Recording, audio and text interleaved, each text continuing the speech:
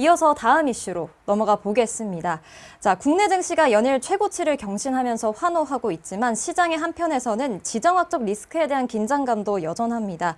자, 바로 이란과 미국의 대치 상황 때문인데요. 자, 최근 이란이 종전 후 핵 협상이라는 새로운 제안을 좀 던졌습니다. 하지만 미국 트럼프 행정부의 반응은 좀 차갑기만 한데, 자, 이란이 이번에 파키스탄을 통해 미국에 일종의 중재안을 보냈다고요. 어떤 내용일까요? 네, 핵심은 단계적 협상입니다. 이란의 아바스 아라그치 외무장관이 파키스탄을 방문해 전달한 제안인데요.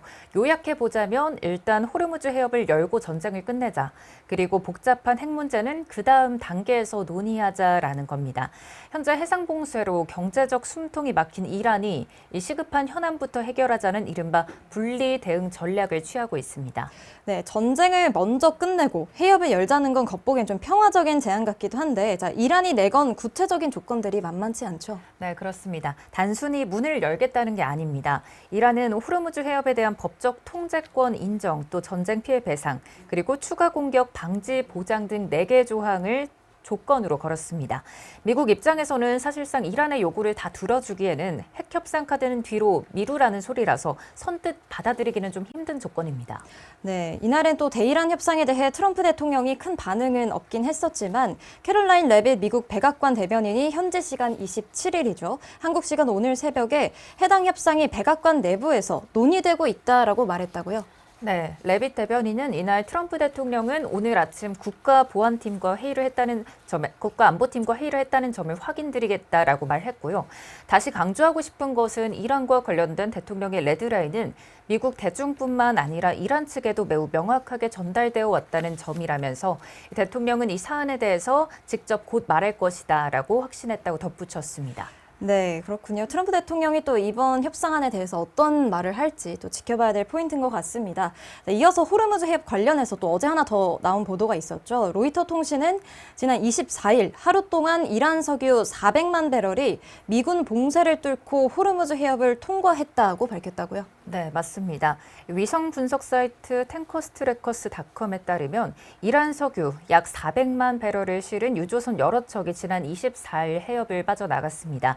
다만 이 사이트의 별도 분석 결과 지난 며칠간 해협을 통과하지 못하고 이란 항구로 되돌아간 유조선도 지금 6척 에 달하는 것으로 파악이 됐습니다. 전쟁 이전에 호르무즈 해협의 하루 평균 통과 선박이 약 140척이었던 점을 고려하면 현재 해협의 선박 통행량은 평시 대비 좀 급격히 위축된 상태라고 볼 수 있습니다. 네, 또 호르무즈 통행료 얘기가 또 나오고 있더라고요. 또 이란 중앙은행이 호르무즈 통행료를 징수하기 위해서 달러와 유로, 그리고 위안, 리알, 이 이란 통화죠. 로 된 4개의 특별 계좌를 개설했다고요. 맞습니다. 이 리안 노보스티는 이란의 의회 국가안보 외교정책위원회 소속 알라에딘 보르제르디 의원의 성명을 인용해서 이렇게 전하면서 이슬람 혁명수비대 해군이 부과하는 수수료는 이 계좌로 입금될 것이다라고 말했습니다. 법안에 따르면 호르무즈 해협을 통과하려는 선박은 이란 당국에 관련 서류를 제출해야 허가받아야 합니다. 그러면 구체적인 통행료 수준도 나온 걸까요? 아직은 좀 구체적인 통행료 수준은 공개된 게 없습니다. 다만 의회는 호르무즈 해협에서 해상교통을 관리 조정해서 100억에서 또 150억 달러의 수입을 거둘 수 있을 것으로 추정하고 있습니다. 이는 연간으로 좀 추정이 되고 있고요. 마코 루비오 국무장관도 이날 인터뷰에서 이란 제안에 부정적인 입장을 나타냈습니다.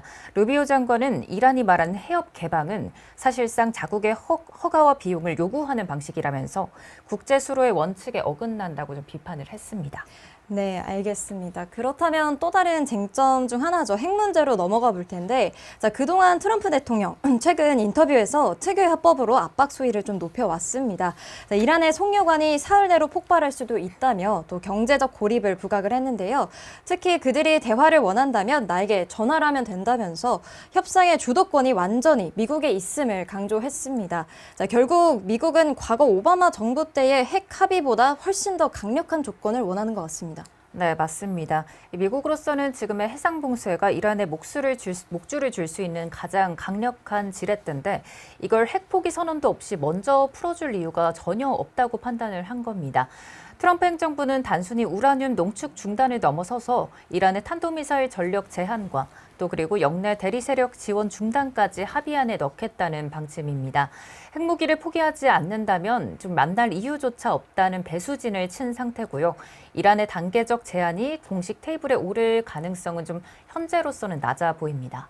네, 양측의 입장이 이렇게 팽팽하게 맞서면 결국 호르무즈 해협의 긴장 상태도 당분간 계속될 것 같습니다. 자, 우리 시장 입장에서는 유가나 물가에 미칠 영향도 상당히 걱정됩니다. 그렇습니다. 이란 내부에서는 강경파인 혁명수비대가 주도권을 뺏기지 않으려고 기싸움을 벌이고 있습니다. 이 협상이 좀 장기화될 가능성이 커 보이고요. 투자자들 입장에서는 코스닥 1200선 돌파라는 훈풍 속에서도 이 지정학적 리스크가 언제든 유가 급등이나 공급망 불안에 대해서 촉발할 수 있다는 점을 두고 시장 상황을 좀 지켜봐야 할 것 같습니다. 네, 그런데 이렇게 중동 전쟁이 좀 길어지면 나프타와 헬륨 같은 핵심 원료 수입이 눈에 띄게 줄고 있잖아요. 자, 최근 무역 통계를 보니까 반도체 공정에 꼭 필요한 원료들의 수입액이 크게 줄었다고요. 이게 어느 정도일까요? 네, 좀 자료를 살펴보면 지난달 반도체 필수 원료인 나프타 수입액은 19억 9천만 달러로 1년 전보다 무려 23.8%나 줄었습니다. 반도체 냉각자로 쓰이는 헬륨 역시 23.5% 감소했는데요. 특히 우리 헬륨 수입의 65%를 가까이 차지하는 카타르에서의 수입량이 중동 전쟁 여파로 30% 넘게 급감한 상태입니다.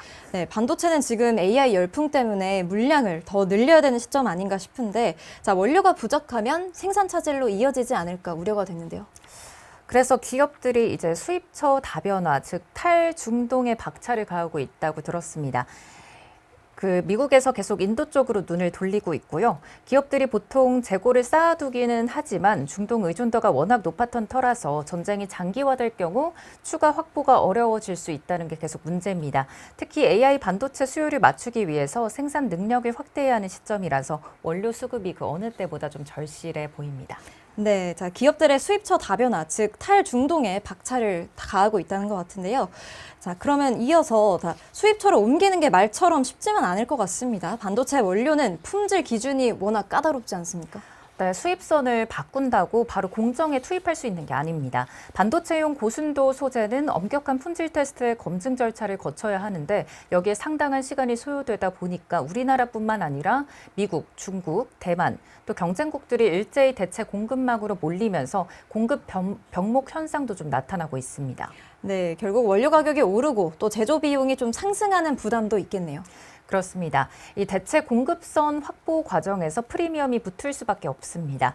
업계 관계자들은 단기적인 다변화도 중요하겠지만 중장기적으로 원료 재사용 시스템을 구축하거나 공급망 체질 자체를 완전히 바꿔야 리스크를 좀 최소화할 수 있다고 조언하고 있습니다.